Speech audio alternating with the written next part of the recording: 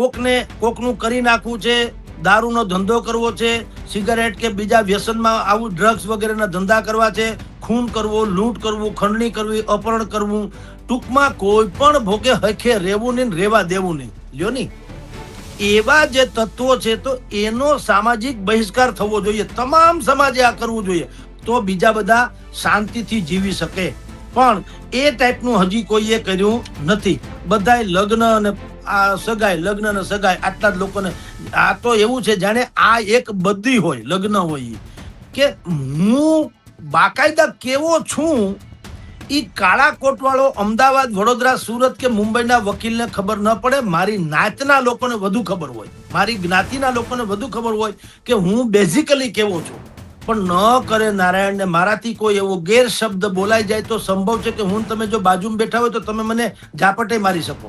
હવે એમાં છૂટાછેડાની પહેલ કરે 2-2.5 લાખનો દંડ થાય તો ઈ જે તે પરિવાર હોય એને શું કરવું મને કયો. કીધું કે ભાઈ તમે ડીજે વગાડવાની ના પાડો છો તો એક કામ કરો, જે લોકો બેરોજગાર થઈ જાય ડીજે વાળા, એના વિકલ્પમાં રોજગારી શું મને કયો. કે વન રાતે વનમાં મીંઢોળ જા જા, મીંઢોળ પરણે ને જાડવા બાળ કુવારા. આપણે પણ અહીંયા જો પ્રસંગોમાં થાય તો પીલે પીલે ઓ મેરે જાની, પીલે પીલે ઓ મેરે રાજા, એવું બધું ગીતો ગાતા હોય ને બધા લોકો કઢંગા નાચ કરતા હોય છે. ઈ જુદી વાત છે. કોઈ અદાલતે બે પતિ પત્નીના ઝઘડામાં સમાધાની વલણ અપનાવીને કીધું હોય કે તમારે સાથે રહેવું પડશે, મારે કઈ સાંભળવું નથી. હું સાંભળ્યું ક્યાંય? ઈ પત્ની ને પતિને બેને જુદા કરે, ભરણ પોષણની વાત કરે. ઓલો ભાઈ કમાતો ન હોય, આ બાઈ જે છે એને તમે ભરણ પોષણ આપવાનું હોય. ભાઈએ છૂટો, બાઈએ છૂટો, બેયનું શું થઈ રાજા રામ જાણે. અને સંગઠનમાં દરેકને એમ છે કે મુજે છોટી સી ધોતી પહેના દે માં મેં ગાંધી બન જાઉં. તો વાંધો ભલે કાંઈ નથી, ખોટું કાંઈ નથી, પણ દરેકનો પ્રયાસ છે કે સમાજને આપણે એકત્ર કરવાના બાના હેઠળ અથવા તો એના પ્રયાસના ભાગરૂપે આપણે સમાજના નેતા બનીએ, જેથી કરીને યા તો આપણે કિંગ બની શકીએ યા કિંગ મેકર. જી જગદીશભાઈ, જે રીતે હાલમાં વાત કરવામાં આવે તો અલગ અલગ સમાજના બંધારણની ખૂબ જ રાજ્યમાં ચર્ચાઓ જોવા મળી રહી છે, અને બીજી બાજુ જો ઠાકોર સમાજના બંધારણની વાત કરવામાં આવે તો તે વિવાદ હાલમાં ચરમસીમાએ જોવા મળી રહ્યો છે, જેમાં થોડા સમય પહેલા જ જે ઠાકોર સમાજ દ્વારા એક બંધારણ જે છે તે બાંધવામાં આવ્યું હતું કે લગ્નમાં ડીજે ના વાગવું જોઈએ, તેમજ લગ્નના પ્રસંગમાં જે છે તે કેટલાક લોકો નક્કી કરવામાં આવ્યા છે કે આટલી જ સંખ્યા હોવી જોઈએ. અને હવે તે વચ્ચે જ્યારે ઠાકોર સમાજના કલાકારો દ્વારા જે ડીજે વગાડવાની વાત સામે આવી હતી, એટલે કે ઠાકોર સમાજમાં બે જૂથ જોવા મળી રહ્યા છે, જેમાં એક બાજુ કલાકારો જે છે તે ડીજે ની વાત કરી રહ્યા છે અને બીજી બાજુ સમાજ દ્વારા ડીજે પર પ્રતિબંધ મૂકવાની વાત છે. શું કહેવું છે આપનું? મીશુબેન, આ એક એવી ઉલઝન છે કે બે છોકરા, 2, 3, 4, 5 છોકરા ઝઘડતા હોય અને તમે પૂછો કે આ કોના છોકરા ઝઘડે છે, અને જો જવાબ એમ મળે કે બ્રહ્મચારી બાપુના, તો શું સમજવું? આ એના જેવો ઝઘડો છે. બંધારણ ઘડ્યું તું સમાજની સુધારણા માટે, પણ એ બંધારણને કારણે સમાજનો સુધારો તો થતો થશે, સંબંધોમાં બગાડ વધુ આવી ગયો.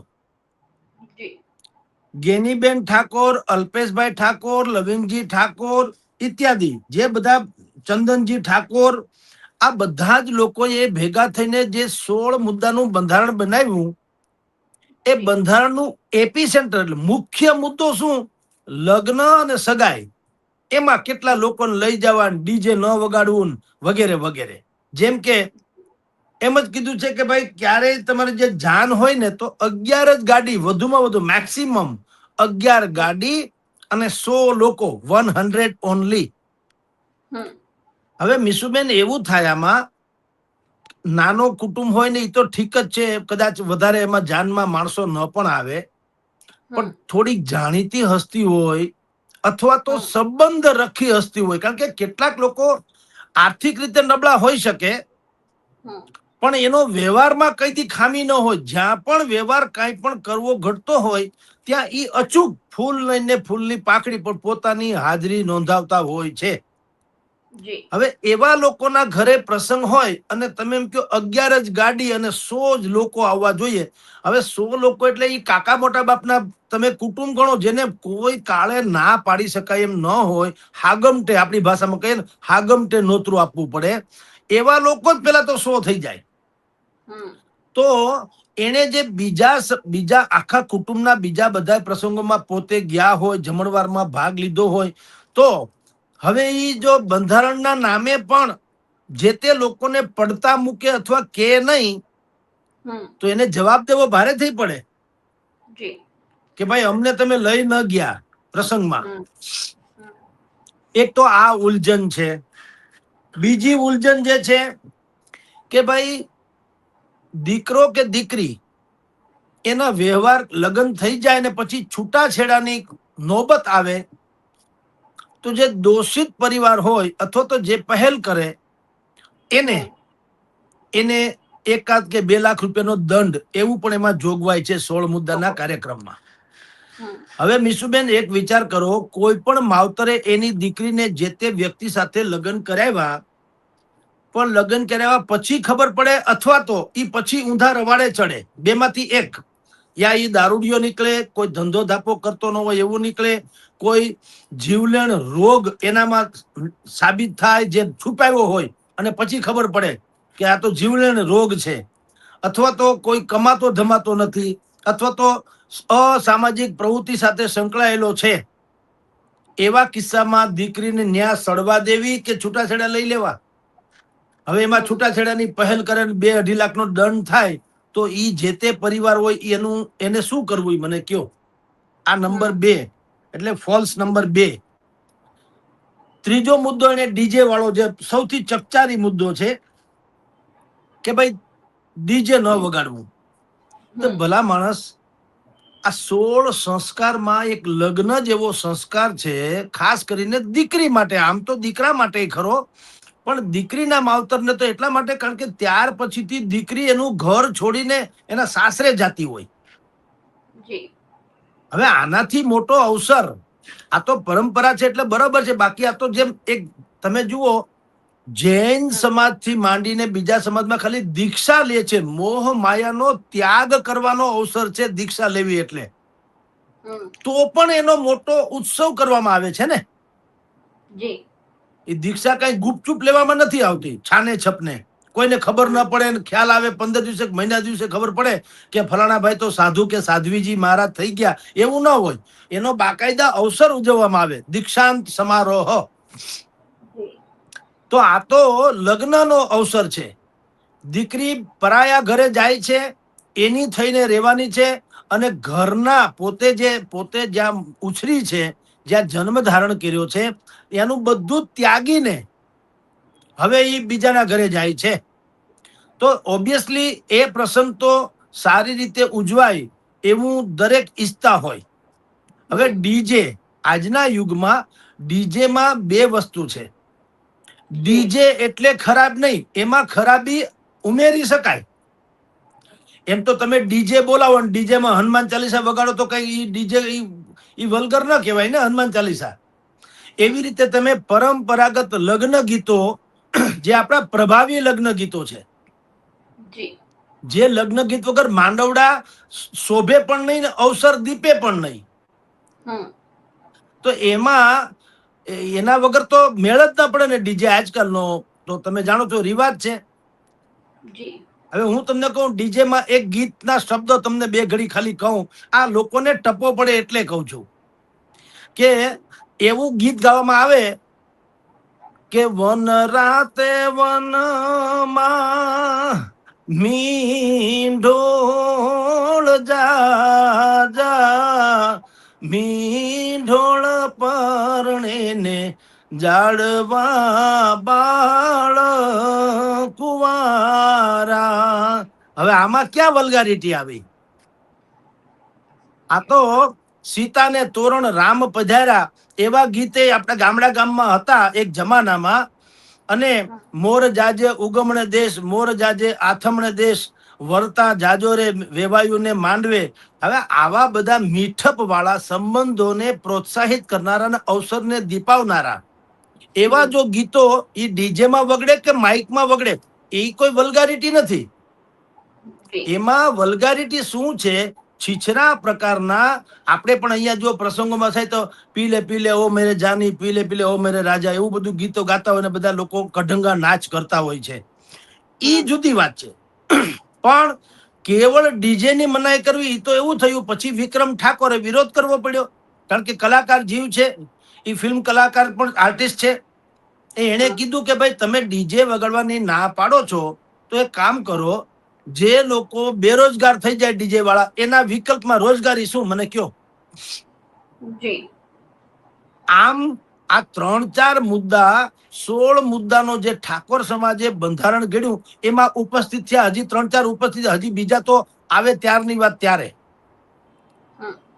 તો આ મુદ્દે ગેનીબેન ઠાકોરને જયારે કહેવામાં આવ્યું ડીજે મુદ્દે, તો ગેનીબેન ઠાકોરે કીધું બંધારણ ઘડાઈ ગયું એટલે વાત થઈ ગઈ, લોઢામાં લીટી, એટલે કે હવે એમાં કઈ ફેરફાર ન થાય, 1 વર્ષ તો કમસે કમ આ પાળવું જ પડશે. બીજી તરફ અલ્પેશભાઈ ઠાકોર, એને જયારે આ વાતની સમાચાર મળ્યા અને એને થયું તો એને એક સંમેલન, બીજું સંમેલન બોલાવ્યું, અને સંમેલનમાં એને ક્ષમા યાચના કરી બાકાયદા. એના સમાજને કીધું કે ભાઈ સોરી, અમારે થોડીક ઉતાવળ થઈ ગઈ, અને ઉતાવળ થઈ ગઈ, અમે સમાજના દીકરા છીએ, સમાજ અમારો માય બાપ છે, સમાજ કે અમારે કરવું જોઈએ, ભૂલ થઈ તો સુધારવામાં કે સ્વીકારવામાં જરાય વાંધો નથી, માટે અમે એમાં લચીલાપન અપનાવશું. લચીલાપન એટલે થોડીક ઢીલ આપશું. ઢીલ શું કે ડીજે નું તમે વરઘોડાની જેમ કાઢો છો, ડીજે એક જગ્યાએથી બીજી જગ્યાએ આમ ફરો છો અને નાચો કૂદો છો, એને બદલે જેના માંડવડે લગ્ન હોય, જેના આંગણે અવસર હોય, ન્યા ભલે વગાડે એમ. અને બને ત્યાં સુધી આપણા પરંપરાગત જે ગીતો છે એ જ વગાડવાના, એવું. પણ સંપૂર્ણપણે ડીજે ને મનાય એવું નહીં, એટલો સુધારો એને કર્યો. એ એટલા માટે બેન કર્યો કે પછી એને ખ્યાલ આવ્યો કે ખાલી લગ્નમાં જ વગાડવાની હોય ડીજે, એવું નથી હોતું. હવે ધર્મ સભાના નામે અથવા તો ધાર્મિક પ્રસંગો જે હોય છે, કોઈ પણ શોભાયાત્રાથી માંડીને ગમે તે, એમાં પણ ડીજે આવે છે. ભાગવત સપ્તાહ બેહાડો, એમાંય ડીજે આવે છે. મંદિરની પ્રાણ પ્રતિષ્ઠા કરો, એમાંય ડીજે આવે છે. અરે ઇવન દો રાજકીય નેતાઓની સભાઓ થવાની હોય તો એ સભાની જાહેરાત માટે પણ ડીજે નો જ ઉપયોગ થાય છે. અને સભામાં જ્યાં સુધી આ જુલુસ નીકળે તો એ જુલુસમાં પણ ડીજે જ વગડતા હોય છે, જે તે નેતાના જુલુસમાં. એ પછી ખબર પડી કે આ પણ શાકમાં કોળું હોયું જાય એમ છે આખે આખું. એટલે એમાં ફેરફાર કરવામાં આવ્યો કે ભાઈ ડીજે નો વિરોધ નથી, પણ વલ્ગારિટીનો વિરોધ છે. આમ મિશુબેન, 100 વાતની એક વાત કે આપણે કહેવત છે ને કે જે ઉતાવળે આદરે ઈ આરામથી પસ્તાય, એવું આ કેસમાં થયું છે. અને બીજા બધા સમાજના બંધારણમાં પણ ધીરે ધીરે આવું થઈ રહ્યું છે. જી બેન. જગદીશભાઈ, જ્યારે આ અલગ અલગ સમાજના જે બંધારણ જોવા મળી રહ્યા છે, બંધારણ બંધાઈ રહ્યા છે, જેમ કે રબારી સમાજ હોય કે અન્ય કોઈ પણ સમાજ હોય, ઠાકોર સમાજની પહેલ બાદ દરેક સમાજ જે છે તે બંધારણ બનાવી રહ્યું છે. પરંતુ મને સૌથી મોટો પ્રશ્ન એ ઉદ્ભવી રહ્યો છે કે જ્યારે તમે લગ્નમાં જે છે તે કેટલાક રિસ્ટ્રિક્શન મૂકી રહ્યા છો, તો ખરેખર જ્યારે પાન મસાલા, ગુટકા અને દારૂનું પ્રમાણ જે યુવાનોમાં વધી રહ્યું છે, તો તે મુદ્દે તો કોઈ ચર્ચા જ નથી થઈ રહી. મિશુબેન, આ બિલકુલ તમે વાજિબ પ્રશ્ન ઉઠાવ્યો. અને મેં અનેક ટીવી ડિબેટ્સમાં, એટલે કે આ યુટ્યુબ્સમાં મેં ડિબેટ કરી, એમાં આ વાત મેં કરી છે. તમામ સમાજ એક બાબતે થાપ ખાઈ રહ્યા છે. તમે કહો ને ઠાકોર સમાજે પહેલ કરી એટલે બીજા બધા સમાજ, એવું નહીં. સૌથી પહેલી પહેલ કરી 5 પરગણા અવધિચ્ય બ્રહ્મ સમાજ. કિંજલબેન, તમે જાણો છો કિંજલબેન દવેનો કિસ્સો. એને ઇન્ટરકાસ્ટ લગ્ન કે એની સગાઈ થઈ એટલે સમાજે એને સમાજ બાર, નાત બાર જેને કહેવામાં આવે ને, એવી રીતે એનો બહિષ્કાર કર્યો અને પોતાનું એક બંધારણ ઘડ્યું કે સમાજમાં કોઈએ શું કરવું શું નહીં. અગાઉના જમાનામાં તમને કહું મિશુબેન, રાજસ્થાન અને હરિયાણા, એમાં ત્યાં ખાપ નામની પંચાયત બેસે છે. ખાપ, એમાં સામાજિક નિર્ણયો થાય. એ કોર્ટમાં કાળા કોટ વાળા જે કહેવાય ને વકીલ ઇત્યાદિ, એ કોર્ટમાં પછી કેસ જાય, પેલા ખાપ પંચાયતમાં જાય. અને આમ તમને કહું તો જે લોકોએ આપણને ભલે ઊંધે રવાડે ચડાવ્યા હતા એ તમને કહું છું, પેલા જે આપણી પંચાયતો બેસતી ને, સમાજની પંચાયત ને ગ્રામ પંચાયત ને ખાપ પંચાયત, ન્યા ખાપ કે આપણે અહીં ગ્રામ પંચાયત કે છે, તો સામાજિક રીતે પેલા જે બનતું એ બહુ સારી વાત હતી. એ એટલા માટે કે હું બાકાયદા કેવો છું એ કાળા કોટ વાળો અમદાવાદ, વડોદરા, સુરત કે મુંબઈના વકીલને ખબર ન પડે, મારી નાતના લોકોને વધુ ખબર હોય, મારી જ્ઞાતિના લોકોને વધુ ખબર હોય કે હું બેઝિકલી કેવો છું. કારણ કે એ લોકો મારા યા તો સગા સંબંધી હોય યા બિલકુલ નિકટના પરિચિત હોય. એટલે લગ્ન જેવા કિસ્સાઓમાં જો કઈ માથાકૂટ થાય તો એમાં ન્યાય તોડવામાં બિલકુલ ઉચિતપણું જળવાય, કારણ કે મારા ગુણ અવગુણની સમાજને ખબર હોય. જી અત્યારે જે આપણી અદાલતો છે એમાં અદાલતોમાં તો શું છે, દસ્તાવેજીના આધારે, પુરાવાના આધારે નિર્ણય થાય ને નિર્ણય થાય. ન્યાય શબ્દ વાપરો કરતા નિર્ણય, કારણ કે એક અને એક બે ત્યાં થાય. ત્યાં તો દસ્તાવેજી પુરાવા શું છે એના આધારે બધી વાત થતી હોય છે. તો દસ્તાવેજમાં તો જે હોશિયાર હોય એ પોતપોતાની રીતે આવડત પ્રમાણે વાત કરે એટલે ખબર પડે. પણ અહીંયા નાતની પંચાયત જે છે એની મજા એવી છે કે હું ગમે તેવી દસ્તાવેજ જેવી વાત કરું તો પણ મારી અવળચંડાઈ હોય તો જ્ઞાતિના વડીલો ઠપકો આપી શકે કે તમારામાં આ ખામી છે. એટલે હવે જે જમાનામાં આપણે પેલા જમાનામાં આવું હતું જ, કુટુંબની આખી બેઠક મળતી, ગ્રામ પંચાયત ભરાતી, સમાજનો પંચાયતની ભરાતી, એવી બેઠક ને એમાં જ નિર્ણયો થતા. પણ અંગ્રેજોએ જેમ આપણને શિક્ષણમાં લોર્ડ મેકોલોએ આપણને ઊંધે રવાડે ચડાવ્યા, એવી રીતે એમ કે આ બધા ખાપ પંચાયતો જે છે એ તો જંગલિયત જેવું કામકાજ છે ને એમાં તો ફાવે એમ નિર્ણયો થાય છે ને એના કરતા અદાલતમાં તમે જાઓ એટલે બધું થઈ જશે, એમ કરી ને ઊંધે રવાડે ચડાવ્યા છે. તમે દુનિયામાં ક્યાંય એવો કિસ્સો સાંભળ્યો છે ખરો આજ સુધીમાં? મારી તમારી જર્નલિઝમની આટલા વર્ષની કેરિયર છે, તમે કોઈ એવો કિસ્સો સાંભળ્યો કે કોઈ અદાલતે, બિલકુલ કોઈ અદાલતે બે પતિ પત્નીના ઝઘડામાં સમાધાની વલણ અપનાવીને કીધું હોય કે તમારે સાથે રહેવું પડશે, મારે કઈ સાંભળવું નથી? હું સાંભળ્યું ક્યાંય? એ પત્ની ને પતિને બેને જુદા કરે, ભરણ પોષણની વાત કરે, ઓલો ભાઈ કમાતો ન હોય, આ બાઈ જે છે એને તમે ભરણ પોષણ આપવાનું, ભાઈએ છૂટો બાઈએ છૂટો, બેયનું શું થઈ રાજા રામ જાણે. તો પેલા જમાનામાં જે ખાપ પંચાયત હતી એનું હવે પાછું પુનરાગમન થઈ રહ્યું છે આપણા સંસારમાં, સમાજમાં, ગુજરાતમાં તો ખાસ.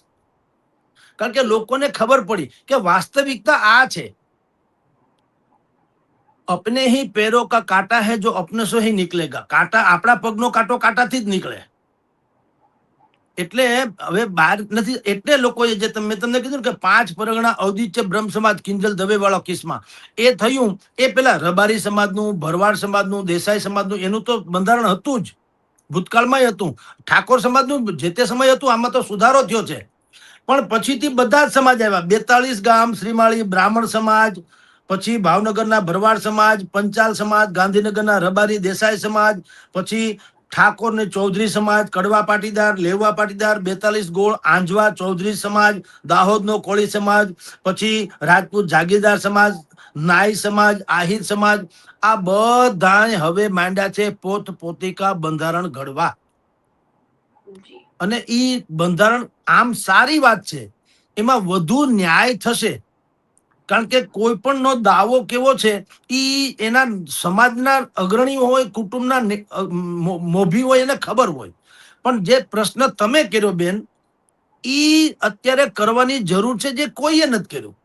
બધાય લગ્ન અને એની પ્રથામાં બધા ફેરફારોની વાત કરે છે, સંયમ નિયમની, પણ ખરા અર્થમાં તમામ સમાજે એક પ્રકારનું બંધારણમાં ઉમેરો કરવો જોઈએ કે આપણા સમાજનો કોઈ એવો વ્યક્તિ જેનું આખે આખું કરતૂત અથવા તો કૃત્ય સમાજ વિરોધી હોય એનો બહિષ્કાર કરવો. હવે ઈ દારૂડિયો હોય, તમે કીધું એમ વ્યસની હોય, અપરાધિક તત્વો સાથે સંકળાયેલો હોય, સમાજનો દુશ્મન હોય યા દેશનો પણ દુશ્મન હોય, કોઈ પણ પ્રકારની એવી પ્રવૃત્તિ સાથે સંકળાયેલો જે કમસે કમ ઘાતક જ નીવડે કોઈ પણ ના માટે, એવા જે તત્વો, અને ઈ કેવા, એ પાછા વ્યવસાયિક ધોરણે, એટલે કે ગેંગ બેંગ કરીને કરતા હોય, એટલે કે એની પ્રકૃતિ ટાઈપની હોય. જો ભાવાવેશમાં કોઈ પણ પ્રકારે કોઈ ગુનો આચરાઈ જાય તો ઈ અપરાધિક શ્રેણીમાં આમ ન આવે ભાવાવેશમાં.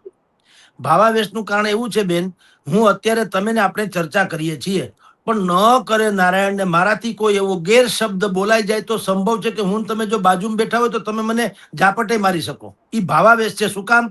મારાથી બોલાઈ ગયું અને તમારાથી ઉશ્કેરાઈ ગયું. પણ તમે બેઝિકલી આક્રમક પ્રવૃત્તિના નથી, પ્રકૃતિ તમારી શાંત હોય, પણ મારાથી અજુગતું બોલાઈ ગયું એટલે તમે એના પ્રતિકાર સ્વરૂપે મને કાંઈ પણ દંડિત કરો. એમ હું ભાવાવેશ વાળા વાત નથી કરતો, એવું તો સંભવ છે આ સંસારમાં, પણ જેની પ્રકૃતિ જ કાયદેસર અપરાધિક છે, જેને કોઈ પણ હિસાબે સમાજને કે કુટુંબને નડવું જ છે, કોકનું કરી નાખવું છે, દારૂનો ધંધો કરવો છે, સિગારેટ કે બીજા વ્યસનમાં આવું ડ્રગ્સ વગેરેના ધંધા કરવા છે, ખૂન કરવો, લૂંટ કરવું, ખંડણી કરવી, અપહરણ કરવું, ટૂંકમાં કોઈ પણ ભોગે હખે રહેવું નહીં, રહેવા દેવું નહીં. લ્યો નહીં, એવા જે તત્વો છે તો એનો સામાજિક બહિષ્કાર થવો જોઈએ. તમામ સમાજે આ કરવું જોઈએ. તો એનાથી સૌથી મોટી રાહત શું થશે ખબર છે? એક તો પોલીસ તંત્ર અને ન્યાય તંત્ર, આ બેયને થોડીક રાહત થશે. કારણ કે દરેક સમાજ પોતાનો કચરો સાફ કરીને એક અલગ જગ્યાએ ઉકરડો બનાવી દે તો બાકીનો મોટા ભાગનો સમાજ સ્વસ્થ, તંદુરસ્ત અને શાંત પ્રિય રહે.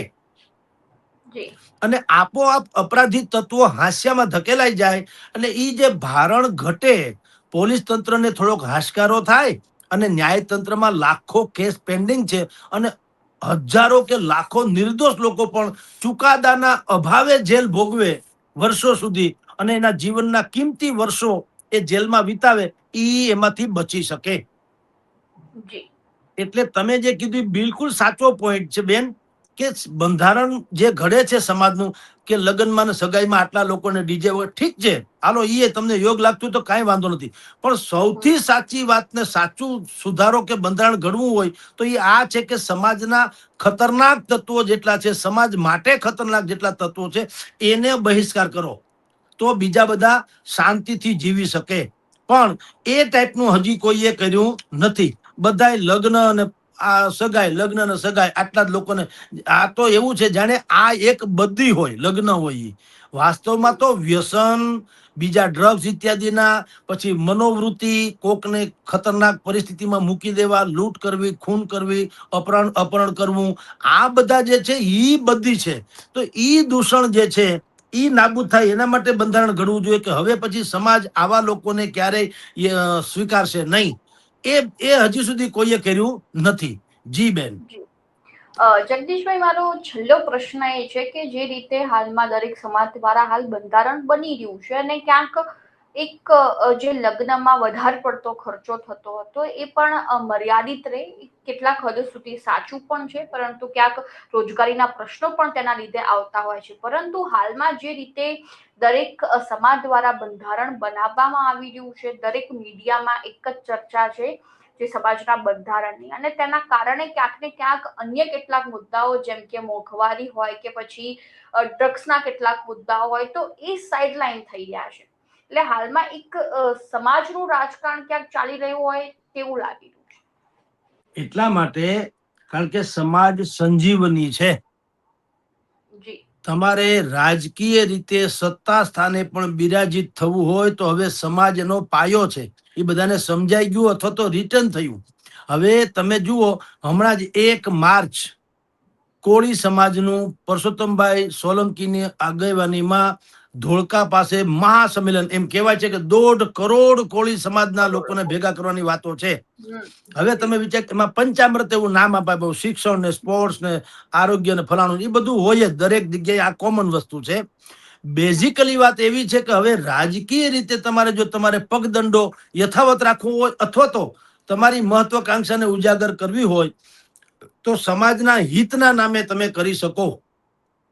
એટલે ચારેકોર આવું થાય છે. કારણ શું છે, હવે કોળી સમાજની તમને અત્યારે વાત કરું, કોળી સમાજ ગુજરાતમાં 2.5 કરોડ જેટલી સંખ્યા છે અને એને 24% જેટલી વસ્તી છે. કુલ વસ્તીના 24% જેટલા કોળી છે અને એ 35 થી 37 બેઠક વિધાનસભાની કહી શકાય, એમાં એ નિર્ણાયક રીતે છે, એના સિવાય છૂટકા નહીં એવું. હવે આટલી 35 સાલ, અત્યારે 18 જેટલા કોળી ધારાસભ્યો છે હાલની તારીખે, પણ એની સંખ્યા 35-37 થઈ શકે જો સમાજ એક થાય તો. પણ હવે એમાં 3 ભાગ પડે છે. અત્યાર સુધી કોળી સમાજના મસીહા તરીકે તમે કયો, પરસોત્તમ સોલંકી, હીરાભાઈ સોલંકી બે હતા. હવે પરસોત્તમભાઈની તબિયત નાદુરસ્ત રહ્યા કરે છે, આપણે બધા જાણીએ છીએ. હીરાભાઈ સોલંકી મહત્વકાંક્ષી પણ છે અને પરસોત્તમભાઈના ઉત્તરાધિકારી તરીકેનો દાવો પણ એનો છે, બરાબર. પણ હવે એમાં થોડું ટ્વિસ્ટ આવ્યું છે. ટ્વિસ્ટ એ આવ્યું બગદાણા કાંડ પછી. બગદાણામાં હીરાભાઈ સોલંકી એક સ્વાભાવિક જ હીરો થઈને ઉભર્યા હતા, પણ પછીથી એમાં ટ્વિસ્ટ આવ્યું અને આ ભાઈ પરસોત્તમભાઈ સોલંકી નાદુરસ્ત અને હીરાભાઈ સોલંકી એના ઉત્તરાધિકારી તરીકે પોતાની પ્રસ્થાપિત કરતા હતા.